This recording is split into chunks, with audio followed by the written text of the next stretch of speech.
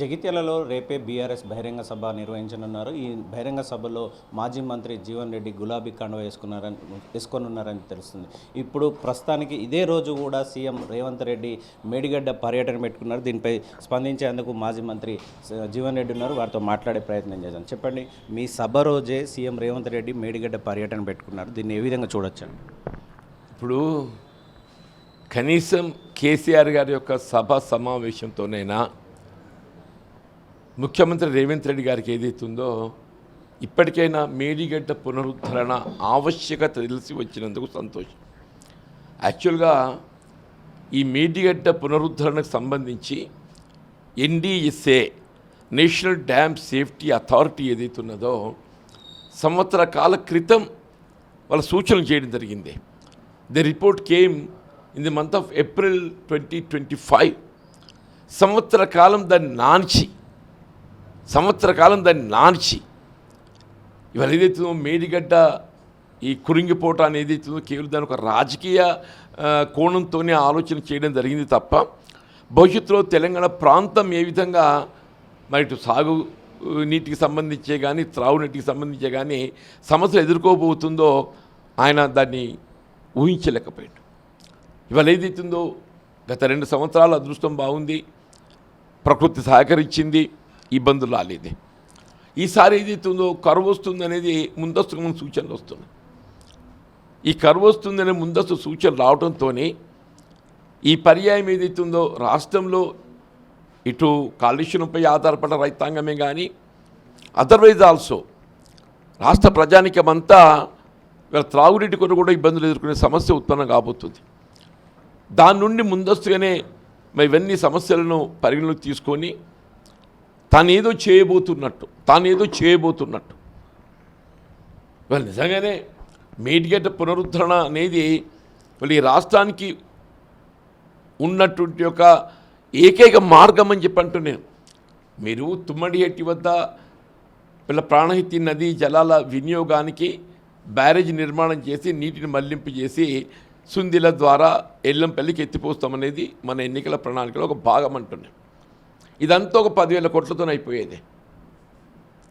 ఇవాళ ముఖ్యమంత్రి గారు ఏదైతుందో ఇది 3వ బడ్జెట్ పెట్టిండు మొన్న. ఇంతవరకు 3 రూపాయలు ఖర్చు పెట్టలేదు. 3 రూపాయలు ఖర్చు పెట్టలేదు. వీళ్ళ తుమ్మడిహెట్టి వద్ద బ్యారేజ్ నిర్మాణానికి కావాల్సినటువంటి ఒక డిజైన్స్ కూడా రూపొందించలేదు. అంటే ఒక విధంగా మనం ఈ మేడిగడ్డ వద్ద బ్యారేజ్ నిర్మాణాన్ని అది కోల్డ్ స్టోరేజ్లో పెట్టేసినట్టు అది ఈ ప్రభుత్వ హయాంలోనే అది అయ్యేది కాదు.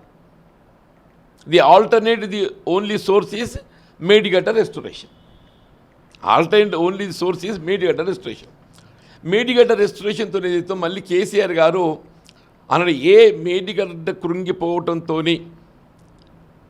వీళ్ళ లక్షలాది కోట్లు వృధా అయినాయి అని చెప్పని ఆరోపణతో ఏదైతుందో వీళ్ళ కేసీఆర్ గారి దోషి నిలబెట్టే ప్రయత్నం చేయడం జరిగిందో అసలు బేసిక్గా మేడిగడ్డ బ్యారేజ్ నిర్మాణానికి అయిన ఖర్చు 4,000 కోట్లు.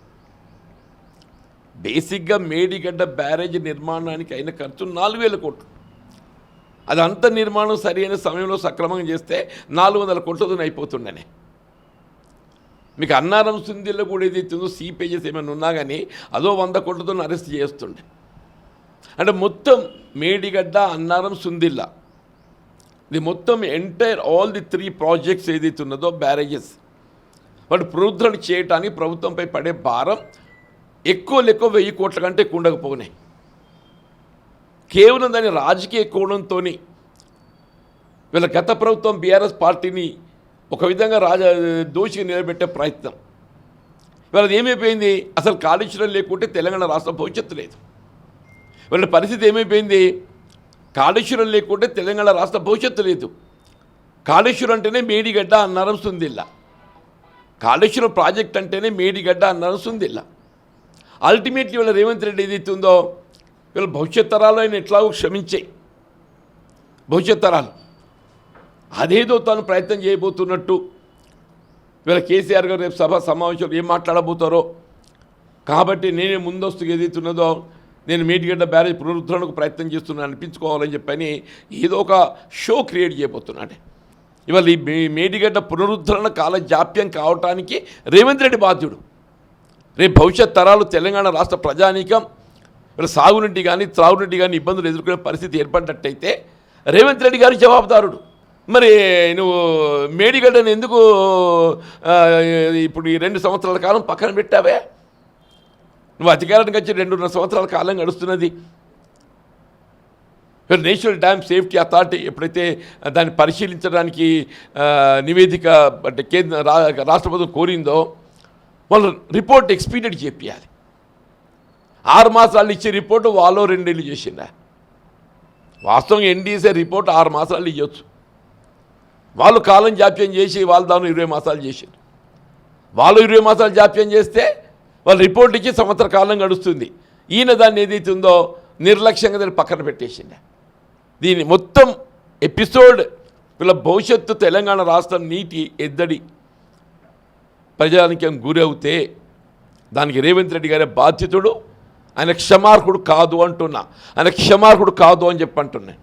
నా కాంగ్రెస్ పార్టీ యొక్క సిద్ధాంతం లక్ష్యం రాహుల్ గాంధీ గారికి నాయకత్వం చెప్పని తిరిగి కాంగ్రెస్ పార్టీ హయాంలో ప్రభుత్వం ఏర్పడాలని కోరుకున్నాం. చివరికి ఏర్పడితే ఏమైపోయింది? ఆ కేసీఆర్ గారైనా ఏముండే ఈయన రేవంత్ రెడ్డి కంటే, ఈ రేవంత్ రెడ్డి కంటే కేసీఆర్ గారైనా ఉండే ఆ ఆలోచన ప్రజల్లో వచ్చింది. మరి నేను ప్రజాభిప్రాయానికి అనుగుణంగా ముందుకు పోవాలన్నా, లేకుంటే ఇదే నన్ను ఎంత సఫికేట్ చేసినా నన్ను ఎన్ని ఇబ్బందులకు గురి చేసినా ఇట్లే పట్టుకొని ఉండమంటారా? అంటే నేను ఇంకా పదవులకు వేలాడుతూ పార్టీలకు కొనసాగాలనా? వాళ్ళ ఉద్దేశం ఏంటి? హ్యావ్ సీన్ ఒక ముఖ్యమంత్రి పదవి తప్ప అన్నీ చూసినాయా? ఉమ్మడి రాష్ట్రంలో మంత్రిగా చేసింది నేను. మరి ప్రజాసేవకు పదవి అనేది ఒక అవకాశం. డెఫినెట్లీ పదవి అనేది అవుతుందో ఒక అవకాశం. కానీ పదవి లేనంత మాత్రాన్ని అవుతుందో వీళ్ళ ప్రజాక్షేత్రంలో పనిచేయలేము, ప్రజా సమస్యల పైన స్పందించలేమని చెప్పి నేను భావిస్తే పొరపాటు అని చెప్పి అంటున్నాను. వీళ్ళ పదవి ఉన్నా లేకున్నా పదవి అనేది ప్రధానం కాదు. ప్రజల పక్షాన్ని నిలబడే ప్రజా సమస్యల కొరకు పోరాటం చేయడం నా బాధ్యత, నా కర్తవ్యం, నా విద్యుక్త ధర్మం. అందుకొరకు ఏదైతుందో వీళ్ళ బీఆర్ఎస్ పార్టీ ప్రతిపక్ష పార్టీ రాబోయే 2.5 సంవత్సరాలు ఏదైతుందో ప్రతిపక్ష పార్టీగా ప్రజల పక్షాన్ని నిలబడి పోరాటం చేయబోయే పార్టీ, ఒక ఉద్యమ పార్టీ. తిరిగి కేసీఆర్ గారు ఏదైతుందో మరో ఉద్యమం చేపట్టబోతుందని చెప్పంటారు. అంటే తెలంగాణ రాష్ట్ర సాధన కొరకు చేపట్టిన ఉద్యమం ఏదైతుందో అది రాష్ట్రాన్ని సాధించి పెట్టింది. తెలంగాణ కళ సాకారమైంది. వీళ్ళ తెలంగాణ మళ్ళీ పునర్నిర్మాణం కావాలి. వీళ్ళ ఆయన నిర్మాణం చేసినట్టుగా తెలంగాణ రాష్ట్రం వీళ్ళు ఈ 2.5 సంవత్సరం రేవంత్ రెడ్డి పాలనలో ఏదైతుందో ఏ విధంగా తిరోగమనంగా ప్రయాణం చేస్తుందో. తెలంగాణ వచ్చి మార్పు రావాలనుకున్నాం. కేసీఆర్ పోయినప్పుడు 10 సంవత్సరాల పాలనతో ఏదైతుందో మరి కాంగ్రెస్ వస్తే ఇంకా మెరుగైన పాలన సంజపని భావించినాం. ఏమైందా? 2 సంవత్సరాల్లో తిరోగమన చర్య. కేసీఆర్ మార్పు కావాలని కోరుకోవడానికి 10 ఏళ్ళు పట్టింది. కేసీఆర్ గారు మార్పు కావాలని కోరుకోవడానికి 10 సంవత్సరాలు పట్టింది. కానీ రేవంత్ రెడ్డి గారు మార్పు కావాలని కోరుకోవడానికి 2 ఏళ్ళే. వ్యత్యాసం గమనించండి అని చెప్పి అంటున్నాను నేను.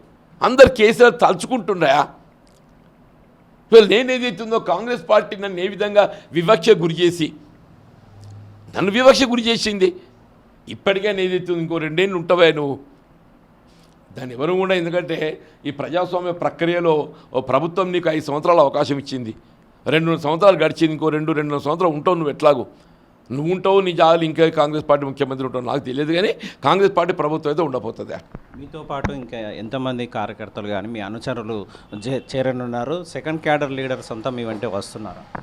ఇప్పుడు 90% of the Congress cadre are with me, I'm with them. వాళ్ళు నాతోని కాదు, నేను వాళ్ళతో ఉన్నా. ఇప్పుడు రేపటి సమావేశం ఏదైతుందో మీరు చూస్తారు కదే, వీళ్ళ సమావేశానికి వచ్చే వారందరూ కూడా ఏదైతుందో అయితే కేసీఆర్ గారి అభిమానులు. నెంబర్ 1 కేసీఆర్ గారి అభిమానులు. దానికి తోడు జీవన్ రెడ్డి అభిమానులు. జీవన్ రెడ్డి బీఆర్ఎస్ పార్టీలో చేరాలనే సంకల్పంతో ఏదైతుందో వీళ్ళ సమావేశానికి వస్తున్నటువంటి వాళ్ళు. That it self is an indication.